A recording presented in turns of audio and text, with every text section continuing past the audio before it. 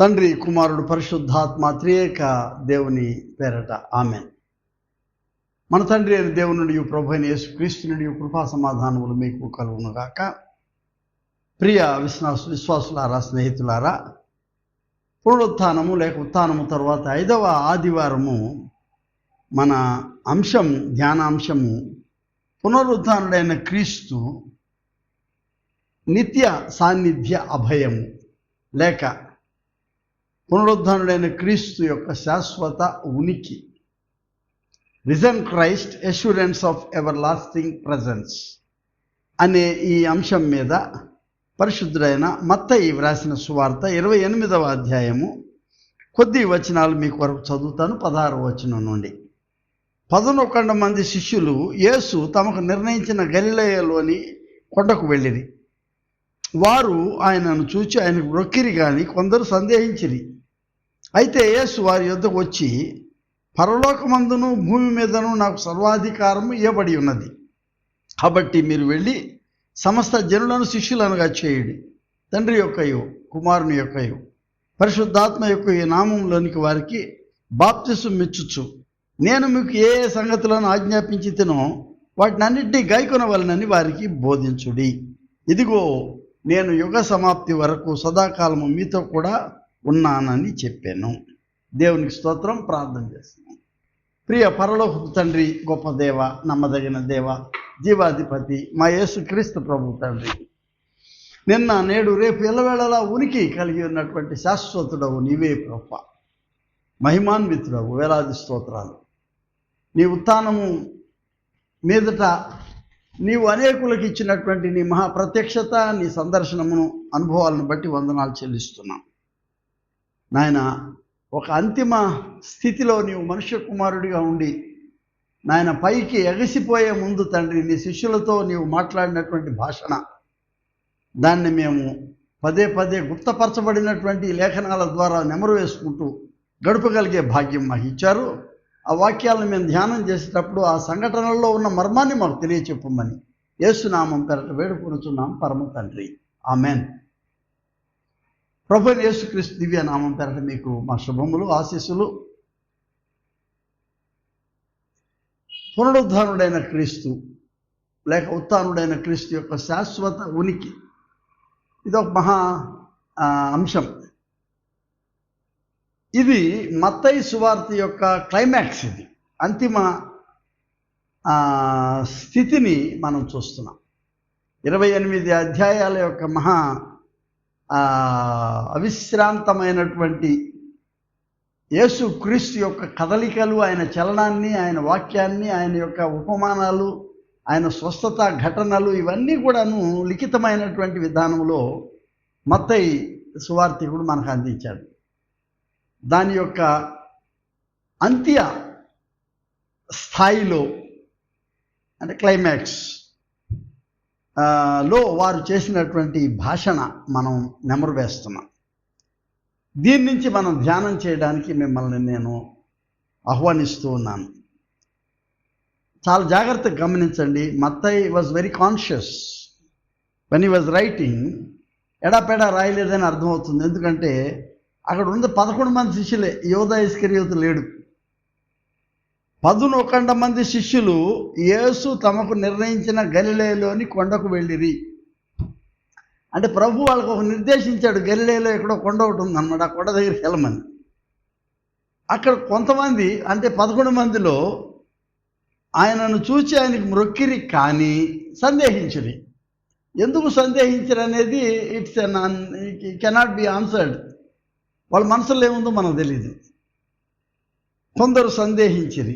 అసలు doubting Thomas సందేహించడం అయిపోయింది. దేవుడు ప్రభు అయిన యేసుక్రీస్తులో ఆయనకు జవాబిచ్చాడు, నా గాయాల్లో వేలుపెట్టి చూడమని చెప్పాడు ఆయన. మరి మిగతా వాళ్ళు ఎందుకు సందేహించారో తెలియదా మనకి.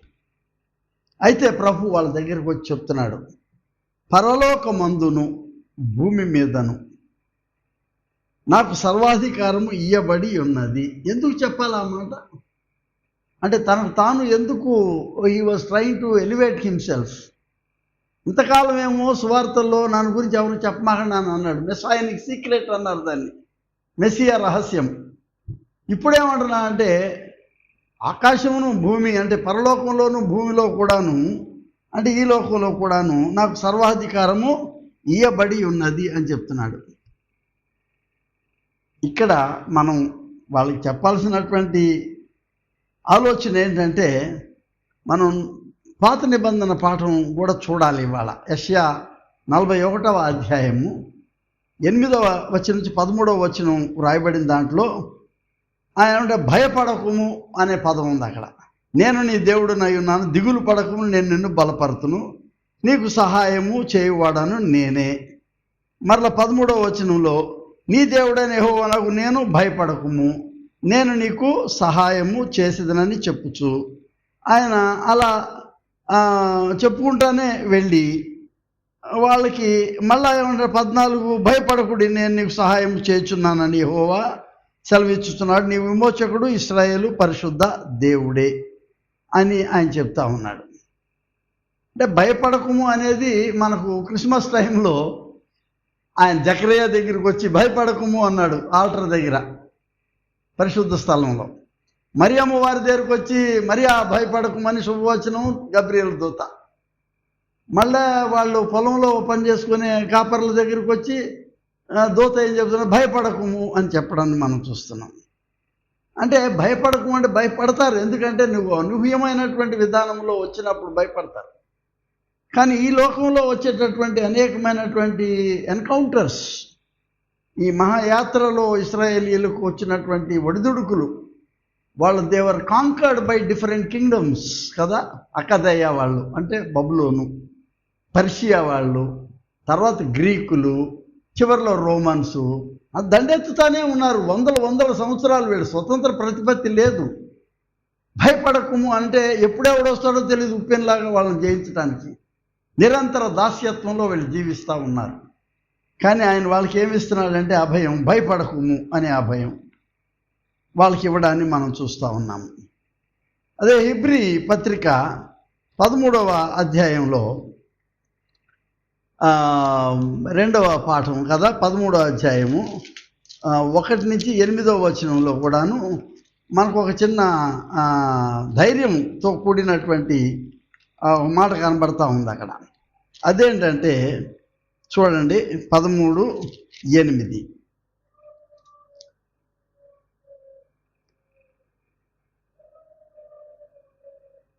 ఆయన యేసుక్రీస్తు హెబ్రీ 13:1 నుంచి 8లో ఒక చోట ఏముంటుందంటే ఆయన యేసుక్రీస్తు నిన్న నేడు ఒకటే రీతిగా ఉన్నాడు, అవును యుగయుగములకును ఒకటే రీతిగా ఉండును అని ఆయన చెప్పి ఆయన అభయం ఇస్తూ ఉన్నాడు.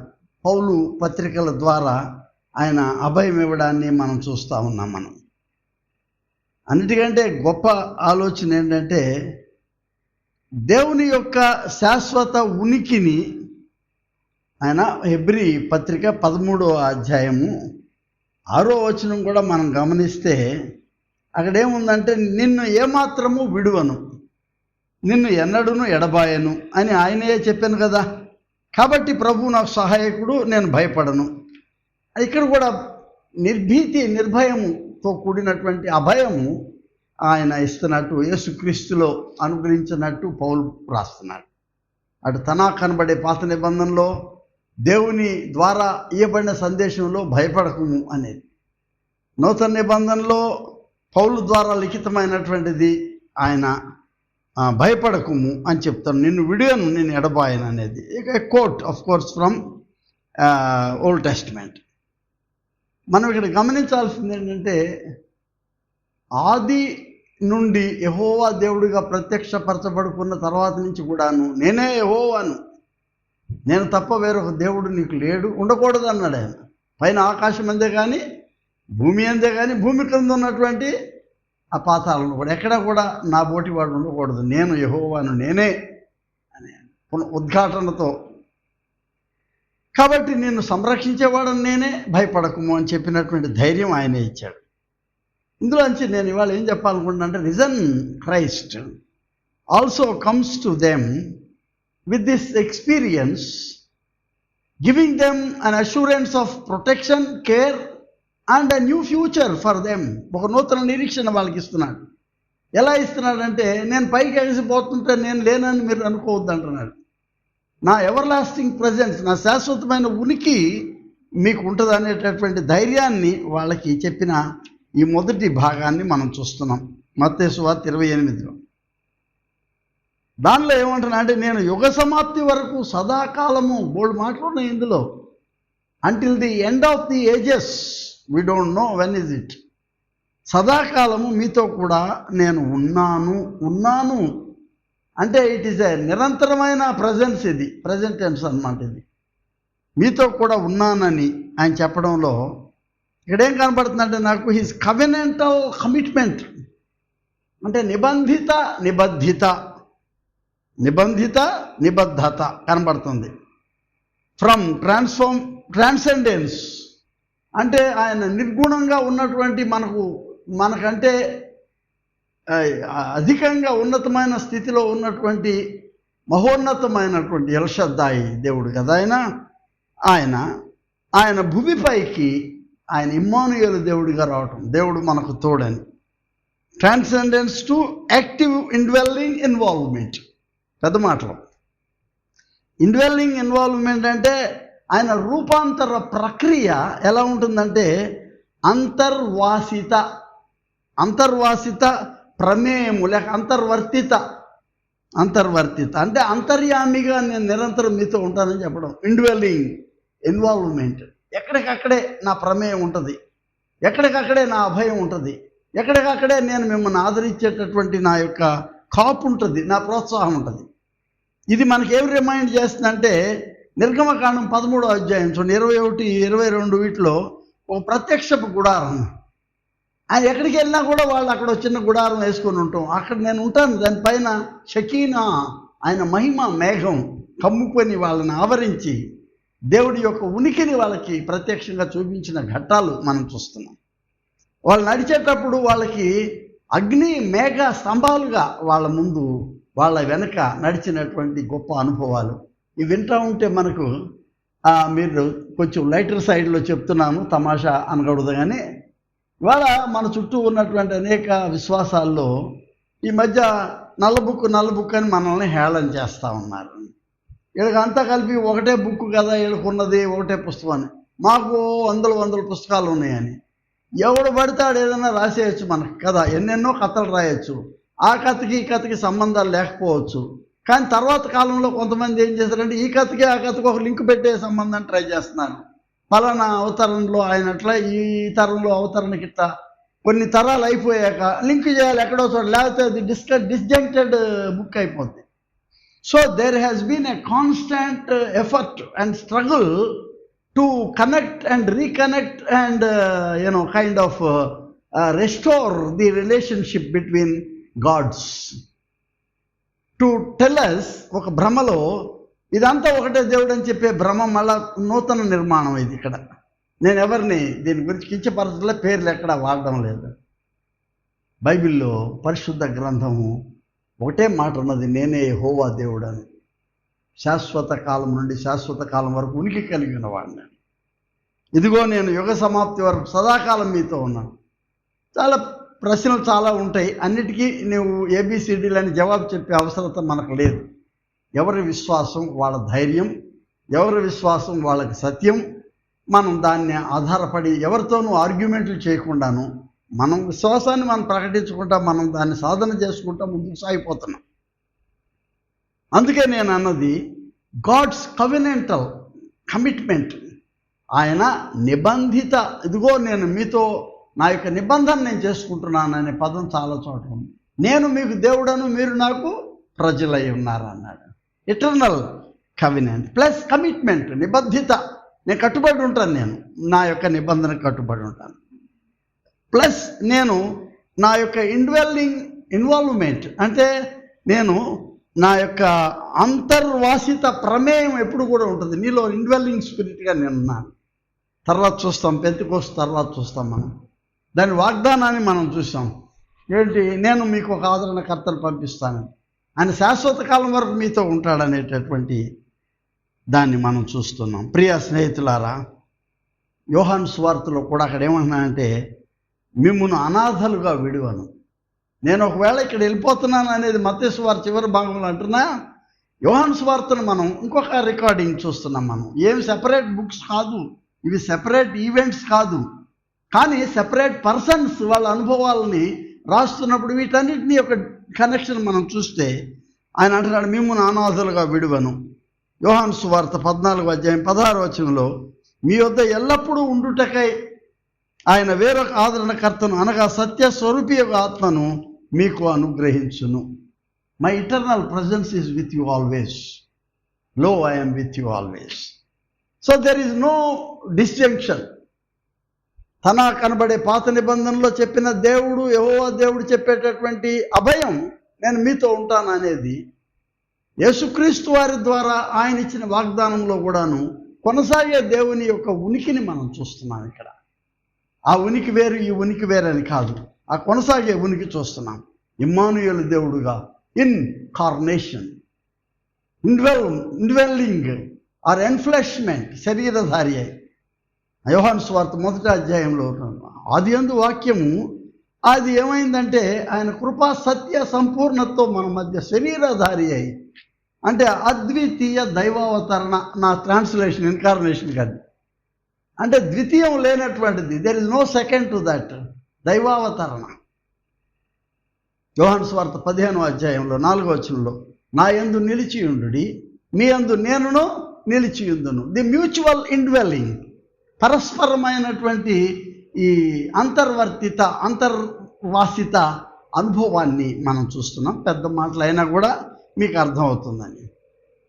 నా తర్వాతి అర్థం ఏంటంటే, ఈ మన శిష్యులను తీసుకొని చివరిలో ప్రభు వారు వాళ్ళని తీసుకొని వెళ్ళి అక్కడ ఆయన, అంటే ఇందులో ఆరోహణం అని లేదు ఇక్కడ, ఏది మత్తయి సువార్తలో లేదు, వేరే సువార్తల్లో కనబడుతుంది మనకి.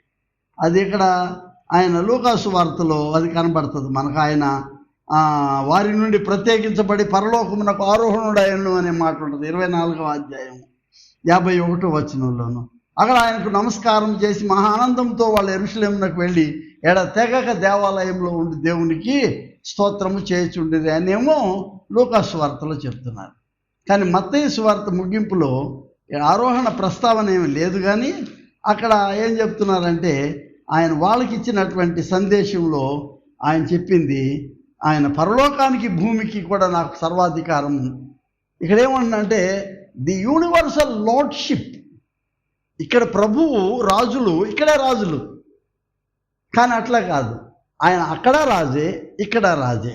అందుకని ఎంత హేళనాస్పదంగా పిలాతు పెట్టిన యూదులకు రాజు కదా, జేసు నాజరిన్ రెక్స్ యూదోరియం అని అంటారు. Is Jesus Christ the king of juice. నీవు యూదుల రాజువా అని నీవు అన్నట్టే అన్నాడు ప్రభు, డినై చేయలేదు. కానీ lordship is here, lordship is there. ఆయన పరలోకములోను భూమి మీద కూడాను హిస్ పవర్ అండ్ అథారిటీ, ఆయన ఆధిపత్యము, ఆయన ప్రభుత్వము మనం చూస్తున్నాం. కొలసి రాసిన పత్రిక, అది one of most beautiful expressions about Jesus Christ. ఆయన అదృశ్య దేవుని స్వరూపి అయి, కొలసి 1:15 చూడండి. ఆయన అదృశ్య దేవుని స్వరూపి అయి సర్వ సృష్టికి ఆది సంభూతుడునై ఉన్నాడు. ఎలా అనగా ఎ వెరీ బిగ్ సెంటెన్స్. ఆకాశమందున్నవి, భూమి అందున్నవి, దృశ్యమైనవి అదృశ్యమైనవి, అవి సింహాసనములైనను, ప్రభుత్వములైనను, ప్రధానులైనను, అధికారములైనను సర్వమును ఆయన యందు సృజింపబడెను. సర్వమును ఆయన ద్వారాను ఆయనను బట్టి సృజింపబడెను. ఆయన అన్నిటికంటే ముందున్నవాడు, ఆయనే సమస్తమునకు ఆధారభూతుడు. ఆది సంభూతుడు, ఆధారభూతుడు. What a magnanimous superlative placement bestowed to our Lord Jesus Christ by his Father. సర్వాధికారము నాకు ఇయ్యబడినది అంటున్నాడు తండ్రి చేత. మరో చోట్ల యోహాను అంటాడు, తండ్రి నీవు ఇప్పుడు నన్ను మహిమపరచుము అంటాడు, గ్లోరిఫై మీ నౌ. అంటే ఎవరిని అడుగుతున్నాడు తండ్రి అంటే? తన దైవ స్థితినే మానవ స్థితిలో యొక్క అంత్యత్వ స్థితిలో ఇప్పుడు నన్ను నువ్వు మహిమపరచు, ఎందుకంటే నీవు అప్పచెప్పిన పని నేను చేసేసాను. It is finished on the cross. And నీ శక్తితో I'm resurrected now. Now I don't need any భేషజాలు లేవు నాకు, ఎవడో ఏమో అనుకుంటాడని లేదు. ఇక let them know that I'm you and you are me. నేనే నీవు, నీవే నేనని తెలుసుకోవాలి. దెర్ ఇస్ నో అంతరం లేదు ఇక్కడ. ఆ దైవస్థితే ఇక్కడ ఉన్న మానవ స్థితి, expression of the same divine glory in human being in Jesus Christ. Divine sovereignty కదా, రీఎస్టాబ్లిష్డ్, పునర్ప్రతిష్ఠ చేయబడింది ఇక్కడ. అంటే ఈ సృష్టికర్త యొక్క ఆ ధర్మము, ఆ బాధ్యత మరల తిరిగి అంతరించుకుంటుంది ఆయన.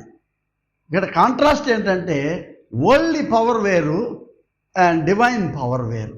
Worldly power is limited only to the world, ఈ లోకానికే పరిమితం.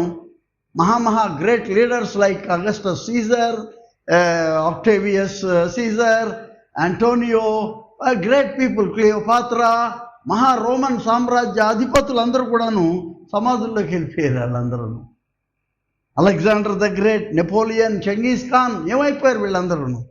కానీ ఇక్కడ ఏమంటున్నా అంటే I'm here both, my power is from heaven, my power is here on earth. Universal power, universal authority.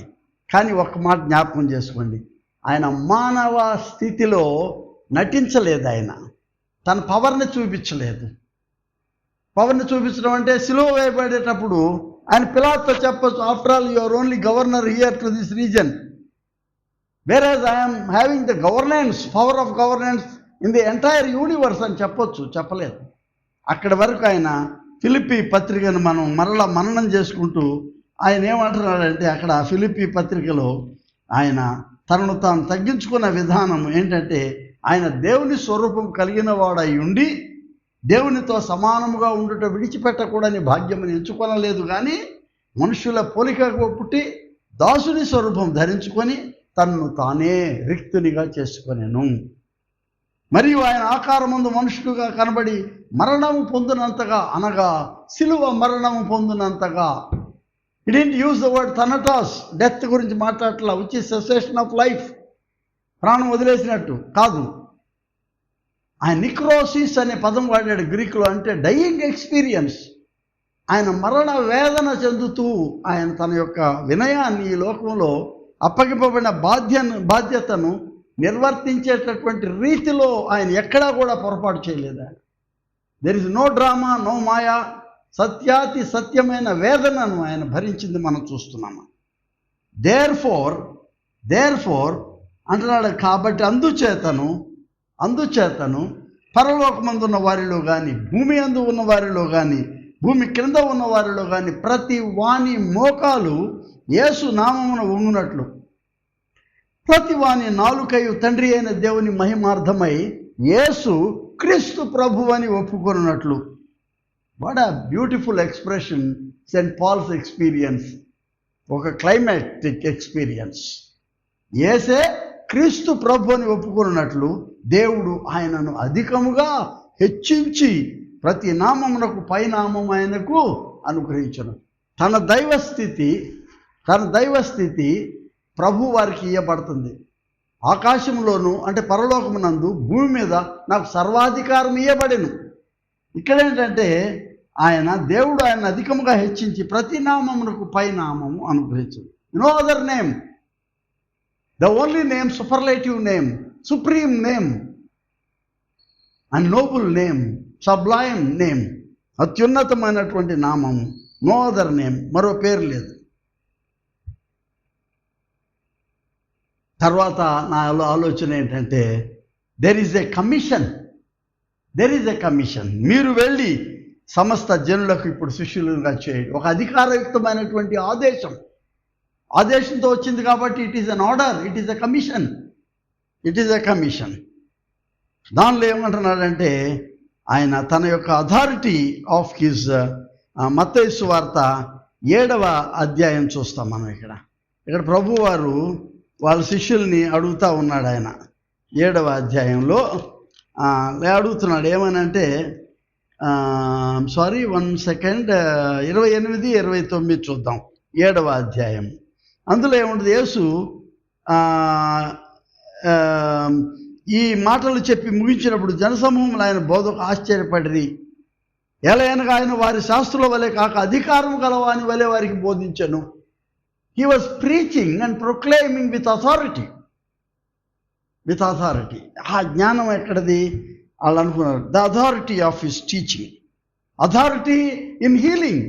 There is no, అక్కడ పొరపాటు లేదు. వచ్చ చేయగలిగిన వాడిని లే నీ పరిపెత్తుకొని నిలబడి అన్నాడు అంటే ఏమీ సంకోచం లేదు అక్కడ. 18 ఏళ్ళ నుంచి వంగినామనేట నిలబెట్టి లే సరిగా నిలబడమ్మా అన్నాడు. పడిపోయి చనిపోయినటువంటి అమ్మాయిని లేపి చిన్నదానా లేము తలి తాకుమి అని అన్నాడు. మూర్చగలిగిన వాడితో మాట్లాడి వాడిని లేవనెత్తాడు. సేనని ఎలగొట్టాడు గెదరేనలో.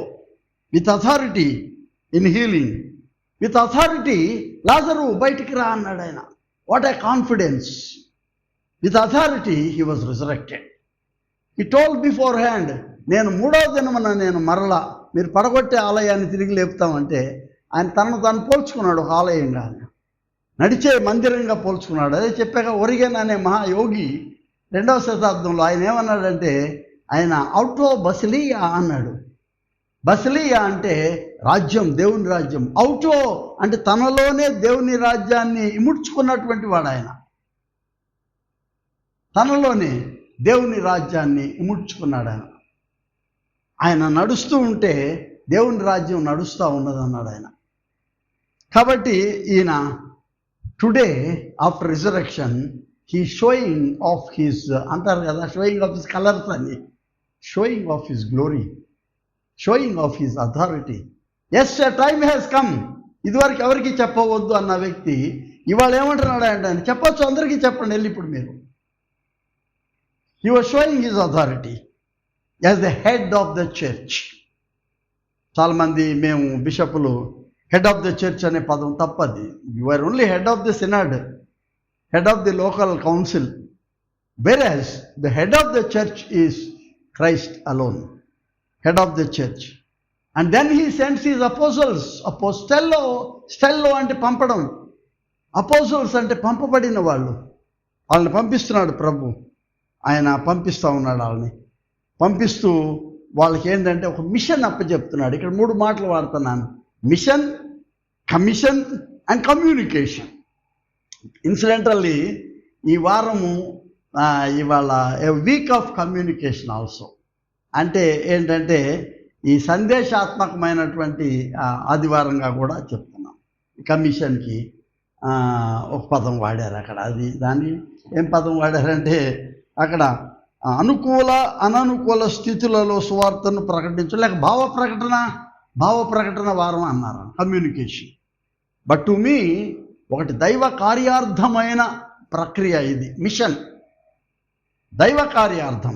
There is military mission in army, medical mission, వైద్య, అది రకరకాల మిషన్స్ ఉంటాయి మనకి ఇక్కడ కదా. A mission, a foreign representation కదా మిషన్. ఇక్కడ దిస్ మిషన్ ఈజ్ దైవ కార్యార్థము, the divine mission, God's mission. మిస్సియో డై అనే లాటిన్ పదం దేవుని యొక్క కార్యార్థము. ఆయన ఏంటన్నా అంటే మీరు పోయి సమస్త జనులను శిష్యులనుగా చేయుడి.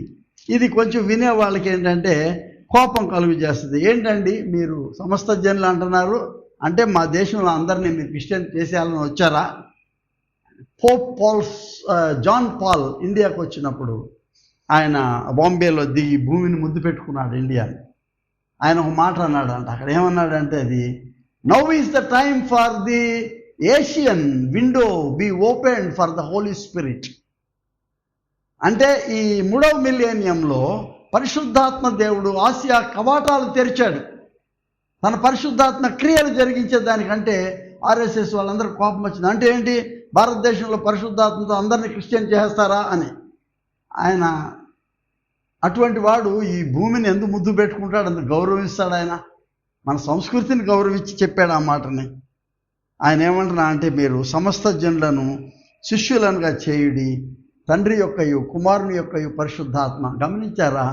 త్రిత్వము మొట్టమొదటిసారి ఈ సువార్తల్లో మొట్టమొదటిసారి కనబడుతుంది ఇక్కడ. త్రిత్వ ప్రస్తావన, తండ్రి యొక్కయు కుమారుని యొక్కయు అండ్ పరిశుద్ధాత్మ యొక్కయు. అంటే ఇది ఈ పారాగ్రాఫ్ ఎడిషనల్ పారాగ్రాఫ్ అయి ఉండొచ్చేమని కొందరు సంకోచిస్తారు, కానీ నేనైతే మనసా వాచ కర్మణ నమ్ముతున్నాను. యేసువారికి భవిష్యత్ ఆలోచన కూడా దర్శనం కూడా తెలుసు కాబట్టి దాని పేర అది నిలబడిపోయింది చరిత్రలో. 2000 సంవత్సరాలు నీవు ఒకరికి బాప్తిసం ఇవ్వాలంటే, కడుగబడాలంటే, వానికి నూతన క్రైస్తవ సంఘ ఈ ధర్మకాయంలోనికి ప్రవేశింపజేసి దానికి ఆచరించేటటువంటి ఆచరణలో ఈ నీటిని వాని మీద పోస్తూ సంకేతపరంగా తండ్రి యొక్క కుమారుని యొక్క పరిశుద్ధ. I believe God the father who is creator. I believe the Son who came as the expression of God's mind. I believe in the Holy Spirit, who continues to give us His presence. వారికి బాప్తిస్మల్ reference కూడా ఇక్కడే వచ్చింది. బాప్తిసం ఏమంటున్నాడు అంటే క్రైస్తవ విశ్వాసంలోనికి, ధర్మకాయములోనికి, corpus క్రిస్టి ఇందులోనికి ప్రవేశించేదానికి బాప్తిసం అనేది ఒక నెసెసిటీ కింద కనబడతా ఉంది ఇక్కడ. ప్రియ స్నేహితులారా, mission and commission. By his commission, ఆదేశంలో ఉత్థానుడైన ప్రభు ఆయన శరీర రూపంలో ఇక్కడి నుంచి వాళ్ళకి వాళ్ళ ముందు నుంచి వెళ్ళిపోయే ముందు ఈ అంత్యత్వ స్థితిలో వాళ్ళకు ఒక ఆదేశం ఇస్తున్నాడు. ఏంటంటే, మీరు తండ్రి యొక్క కుమారుని యొక్క పరిశుద్ధాత్మ పేరట బాప్తిసం ఇచ్చి సమస్త జనులను. ఇక్కడ ఒక మాట ఉంది ఏంటంటే, అది ఇక్కడే కమ్యూనికేషన్ కూడా, ఈ సందేశం కూడా ఏంటంటే అదొక కెరుసో అనే గ్రీక్ పదం ఉంది అక్కడ. దానిలో నుంచి ఎక్కడి నుంచి వచ్చిందంటే అది కెరిగ్జో, కెరిక్స్ అనే పదం ఒకటి ఉంది. నేను world council of churches executive కమిటీకి వెళ్ళినప్పుడు ఒక గ్రామానికి మేము ఉండటం జరిగింది. ఒక రోజు అక్కడ రాత్రి ఒకరితో గడిపాము. తెల్లవారుజామున నాతో నుంచి ఒక మెథడిస్ట్ ఇండియన్ బిషప్ గారు కూడా ఉన్నారు. ఆ తెల్లవారుజామున వాళ్ళు మమ్మల్ని ఆ ఊరిలోనికి తీసుకొని వెళ్తాం. చాలా ప్లెజెంట్గా ఉంది village, undisturbed, not many people. అట్లా వెళ్తూ ఉన్నప్పుడు ఆ చిన్న మార్కెట్ ప్లేస్, డౌన్ టౌన్ అంటారు. అక్కడికి వెళ్తే ఒక ఆయన విచిత్రమైన టోపీ అది పెట్టుకొని, రంగురంగుల వస్త్రాలు పెట్టుకొని, ఆయన పెద్ద విజిల్ పెట్టుకొని, బుగుల్ అంటారు దాన్ని, అది పెట్టుకొని ఆయన లిజన్ లిజన్ లిజన్ అని గ్రీక్ భాషలో అంటున్నాడు. ఆయన అకువో అకువో అకువో అంటే గ్రీక్ భాషలో వినుడి వినుడి వినుడి అని అంటున్నాడు. అందరూ ఆగిపోయారు అక్కడ. Listen to the discipline. ఇక్కడ ఎవడన్నా ఆపగలమా మనం? ఇక్కడ సుల్తాన్ బజార్లో ఆపగలమా? డీసెంట్ రోడ్లో ఆపగలమా? మెస్టేట్ సెంటర్లో ఆపగలమా? ఆపలేము ఎవరిని. మన Indian centres are very busy, too many people కదా, ఓవర్ పాపులేషన్. అక్కడ అందరూ ఆగిపోయారు. ఆ విజిల్ పెద్ద సౌండ్ రాగానే అందరూ ఆగిపోయారు. ఎవరయ్యా ఆయన అంటే మా పక్క వాళ్ళు చెప్పారు, ఆయన కెరిగ్స్ అన్నారు. వాళ్ళు ఆయన పేరేమో అనుకున్నా, కాదు. గ్రీక్ భాషలో కెరిగ్స్ అంటే ది అఫీషియల్ అనౌన్సర్, అధికారిక ప్రకటించేవాడు అంట ఆయన. అంటే మన సింపుల్గా చెప్పాలంటే మన పల్లెటూరులో పంచాయతీలో డప్పు కొట్టుకుంటూ వస్తారు వాళ్ళు, చాటింపు అని అంటాం కదా, చాటింపు వేయువాడు. రాజుగారు ఏం చేస్తారంటే ఆయన ఒక అధికారిక స్వరాన్ని వినిపింపజేసి దానికి ఒకటి పంపిస్తాడనమాట. వీడు వచ్చాడంటే అమ్మో రాజుగారు పంపించారు అని. చాటింపు అరబిక్లో హిబ్రూలో కహాల్ అన్నారు దాన్ని. కహాల్ అంటే ఏంటంటే రాజుగారి చాటింపు శబ్దం అది. Listen listen listen. దానిలో నుంచే వచ్చిన పదం ఏంటంటే ఎక్లేసియా అంటే చర్చ్, అసెంబ్లీ. వినటానికి వచ్చిన వాళ్ళందరూ కూడా పిలువబడిన వాళ్ళు. కాబట్టి పిలువబడిన వాళ్ళని ఏమన్నారంటే కహాల్ ఎక్లేసియా, పిలువబడిన వారు, the church, the assembly of God.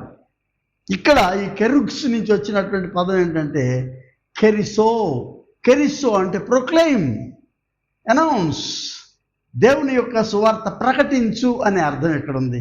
మీరు పోయి ఏమన్నాడు ఆయన, వీటన్నిటిని గైకొన వాళ్ళని వారికి బోధించుడి. Proclaim. What is that proclaim? గాస్పెల్ని ప్రొక్లెయిమ్డ్ గాస్పెల్ని ఏమన్నారంటే కెరిగ్స్ అని అన్నారు అన్నమాట. కెరిగ్జో అన్నారు.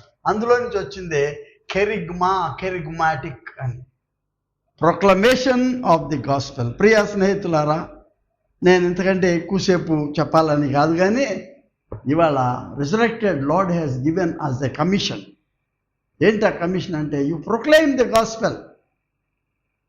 ఇవాంగలియోన్ అంటే ఎవాంజలిజం, ప్రొక్లెయిమ్, ప్రకటించండి. రెండోది ఏమన్నాడంటే మీరు సమస్త జనులను విశ్వాసులుగా చేసేదానికి తండ్రి యొక్క కుమారుని యొక్క పరిశుద్ధాత్మ పేరిట బాప్తిసం ఇవ్వండి. పరలోకమందును భూమి యందు నాకు సర్వాధికారం ఇవ్వండి. The lord who is authority, the lordship. యేసుక్రీస్తు ఒక ప్రక్కనేమో వినయపూర్వకంగా ఈ లోకానికి ఇమ్మానుయేల్గా వచ్చినప్పుడు, మరో ప్రక్కన resurrected lord is resurrected with all is power and authority. ఆయన చంపేశారు ఆయన్ని, పగడాల ప్రకాశం అని పేరు, ప్రవీణ్ గారు. ఆయన ఎప్పుడు ప్రసంగాల్లో మన రాజు యేసుక్రీస్తు మన రాజు అంటుంటాడు కదా. అన్నప్పుడల్లా నాకు చాలా సంతోషం. ఆయన యంగర్ డేస్లో నాకంటే చిన్నవాడు, ఆయన కలవలేకపోయాను అని అనుకుంటాను. ఎప్పుడు తర్వాత తెలిసింది ఆయన యొక్క చక్కటి వాక్యాలు వింటూ ఉంటే యూట్యూబ్లో. మన రాజు అంటాడు ఆయన.